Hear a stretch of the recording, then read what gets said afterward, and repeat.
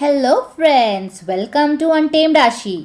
Untamed Ashi की team से आशीष day Uttarakhand गए थे। ये उनकी पहली लॉन्ग बाइक राइड थी और उनका एक ड्रीम ट्रैवल था जो उनके बकेट लिस्ट में काफ़ी समय से पड़ा हुआ था। हमें काफ़ी सारे सवाल आए हमारे फ्रेंड्स के जो ये ट्रैवल करना चाहते हैं, तो उनके लिए आज हमने एक क्वेश्चन आंसर सेशन किया है उनके साथ में, जो लाइव वो उत्तराखंड की गलियां देख के लौटे हैं। अगर आप उत्तराखंड के ट्रिप की प्लानिंग कर रहे हो, जैसे चारधाम, देहरादून, हरिद्वार, तो ये वीडियो अंत तक देखें। हम इसमें आपके सारे सवालों के जवाब देने की कोशिश करेंगे, जैसे कब और कैसे जाएं इन जगह पे, उन्हें कैसे एंट्री मिली उस जगह पे, क्या क्या लिया था उन्होंने साथ में, होटल थे या नहीं थे, गाड़ियाँ चल रही थी या नहीं, कहाँ कहाँ चेकिंग मिली उनको, क्या क्या डॉक्यूमेंटेशंस लगे उनको, मौसम कैसा था, क्या क्या परेशानियाँ हुई, रास्ते कैसे थे, ये सारी क्वेश्चंस हम इस वीडियो के जरिए आपको बताना चाहेंगे। तो we welcome Ashish Dey. Hello Ashish. Hi friends. Ashish, मेरा आपसे फर्स्ट क्वेश्चन ये है कि दूसरे स्टेट के लोगों को क्या क्या ध्यान रखना है उत्तराखंड ट्रैवल करने के लिए? अगर आप अदर स्टेट से आ रहे हो टू उत्तराखंड, तो आपको चेक पोस्ट मिलेंगे जहां आपको डॉक्यूमेंट शो करना है। अदर स्टेट्स व्हीकल को एहतियातन रोका जाना है फॉर डॉक्यूमेंटेशन चेक, और उनके व्हीकल डिटेल्स ले लिए जाते हैं। अदर स्टेट बस को बॉर्डर एंट्री नहीं है, इसलिए इनसे आने वाले लोगों को बॉर्डर पे उतार देते हैं और डॉक्यूमेंटेशन चेक के बाद आगे जाना परमिट करते हैं। मेरा सेकेंड क्वेश्चन ये है, चेक पोस्ट पे आपको क्या क्या पूछा गया और आपको कौन से डॉक्यूमेंट्स मांगे गए? गाइस, हम ऋषिकेश पहुंच चुके हैं फॉर चेकिंग टूवर्ड्स केदारनाथ। तो ये उनका ब्लॉक है, यहाँ पे हमें डॉक्यूमेंट्स दिखाना पड़ेगा, वो जो कोविड सर्टिफिकेट और हरिद्वार एंट्री बॉर्डर पे हमने जो निकाला था, जो स्टैंपिंग की थी, मोस्टली जो स्टैंपिंग की थी, ठीक है। तो यहाँ पे एक और बार चेक होगा, फिर आगे देखते हैं चेकिंग है क्या नहीं। पर अब यहाँ पे तो यहाँ चेकिंग हो रही है। ओके, हमने अभी तक नाश्ता भी नहीं किया है एंड थोड़ी देर के बाद हम ये जब हो जाएगा आगे जाके हम नाश्ता कर लेंगे। तो हमारा अभी यहाँ पे सब चेकिंग हो चुका है, तो ये लोग बोल रहे हैं क्या फिर से एक बार कोविड टेस्ट होगा, कैसा कर पाते हैं करके। ओके, तो जो भी है हम अपडेट देते रहेंगे करके। और कुछ बोला क्या ये लोग ने? वहाँ पे एक जगह पे टेस्ट है, तो उसका कुछ प्राइजेस है क्या? चेक होगा भाई, जस्ट चेक होगा ना? ठीक है, ठीक है। चेक पोस्ट तो पे कर लेंगे रीजन पूछते हैं, जैसे आप यहाँ क्यों आए हो? तो हमने कहा केदारनाथ जाने वाले हैं, तो हमसे 3 डॉक्यूमेंट्स मांगे गए। पहला, केदारनाथ बद्रीनाथ का ई पास, जो हमने उत्तराखंड ऑनलाइन साइट से रजिस्टर करवा लिए थे। दूसरा, आधार कार्ड या कोई भी स्टेट का वैलिड आईडी एड्रेस प्रूफ हो।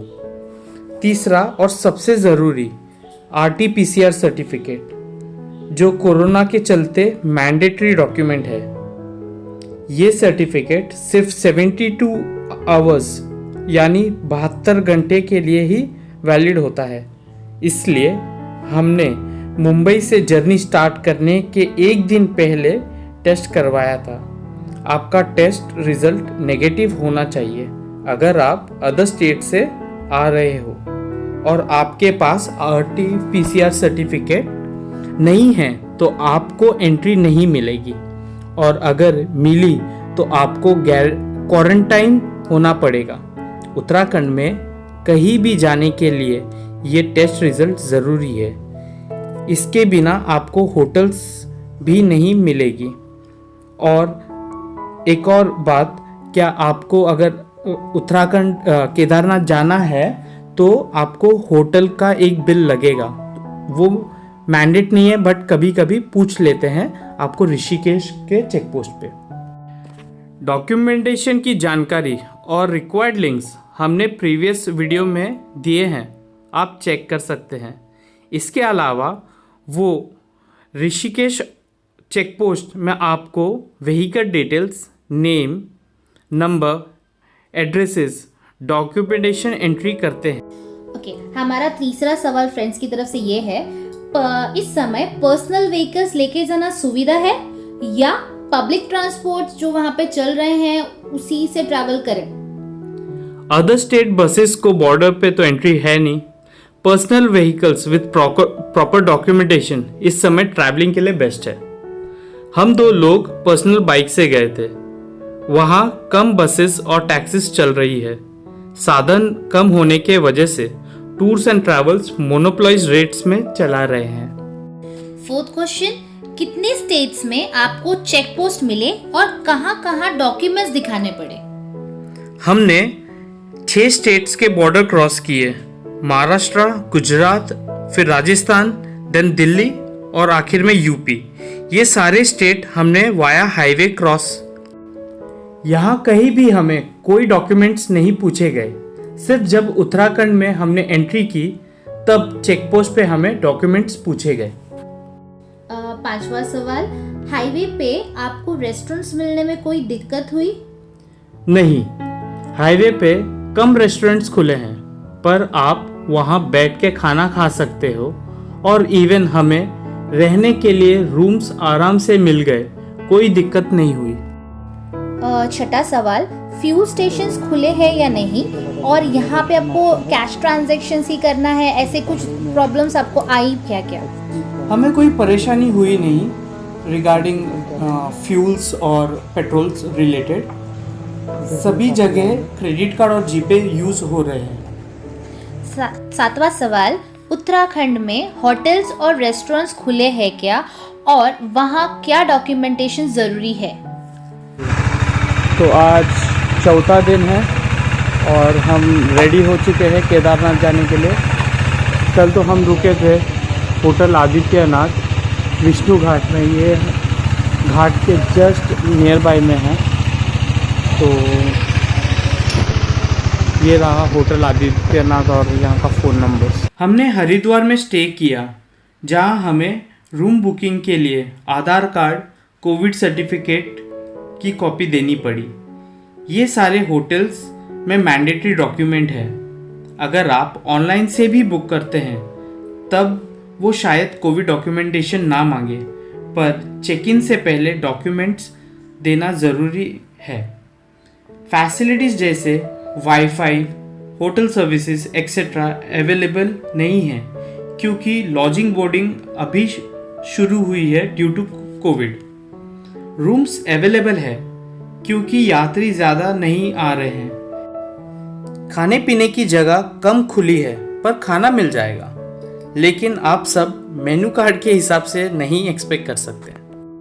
आपका जो केदारनाथ और बद्रीनाथ का जो ई पास है उसके डेट्स आप कैसे सिलेक्ट करते हो और वो कब तक वैलिड होता है?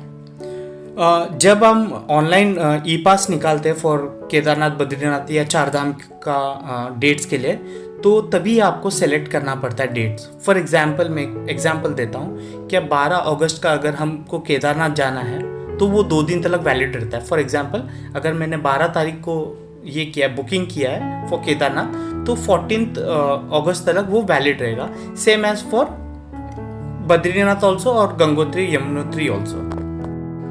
9वां सवाल, क्या हरिद्वार, ऋषिकेश, केदारनाथ, बद्रीनाथ सारे मंदिर खुले हैं?